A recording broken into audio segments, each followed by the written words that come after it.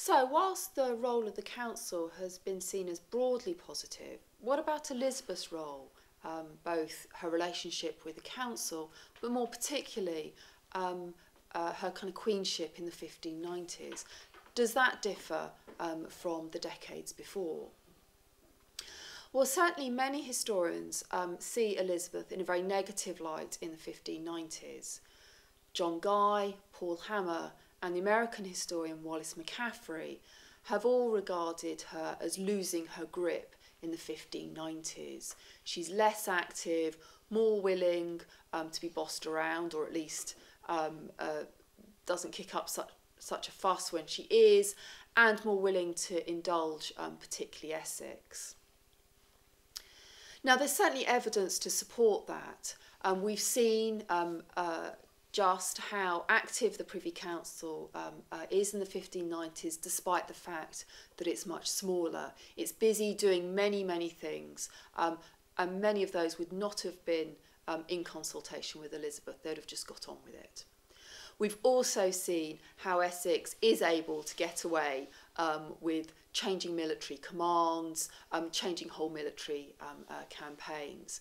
And though Elizabeth does punish him, if you like, she gives Robert Cecil the job of Principal Secretary in kind of retaliation for Essex's campaign in Cadiz.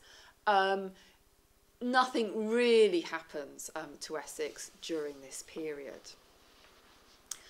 But I think there's also some evidence that would dispute this kind of negative picture of Elizabeth.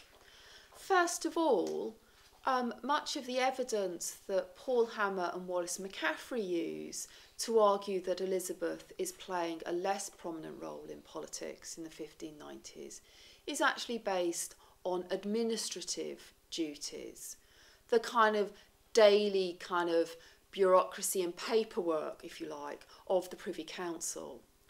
Monarchs, not even Elizabeth decades before, would actually have been dealing with that anyway. They're only involved in kind of the big policy decisions, you know, the advice coming in from ambassadors, etc. They don't deal with the minutiae of the day-to-day workings of government. So actually, I don't feel you can use that evidence that McCaffrey and Hammer do to say that Elizabeth is less important in the 1590s. I would also point to the membership of the Privy Council. Yes, some of Elizabeth's most trusted advisors do die in this period, but there are others who remain alive, if you like, people who are less famous than Cecil, than Burghley, Leicester or Walsingham.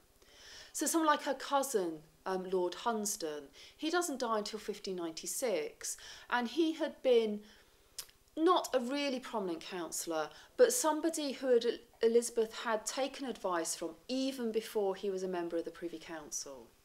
And he's only not really prominent because he'd actually been governor of Berwick-upon-Tweed for much of Elizabeth's reign, so he's physically distant from the court. There's also someone like Lord Cobham. He'd been long-serving member of the Privy Council and, if you like, comes to kind of greater prominence when the more famous people die. I think a third point I would say is that because the Privy Council is not dominated by the real central, really trusted councillors, that may have worked in Elizabeth's favour. That it's not dominated by those people actually could have made it slightly easier for her to sideline. And the last point I would make is that in many respects, your view of Elizabeth in the 1590s does partly depend on what you think she's like in the 3 decades before. Whether, like, for instance, Stephen Alford, you think that she's a very passive, negative influence who doesn't really do very much, is always knocking back councillors from implementing policies they think are necessary.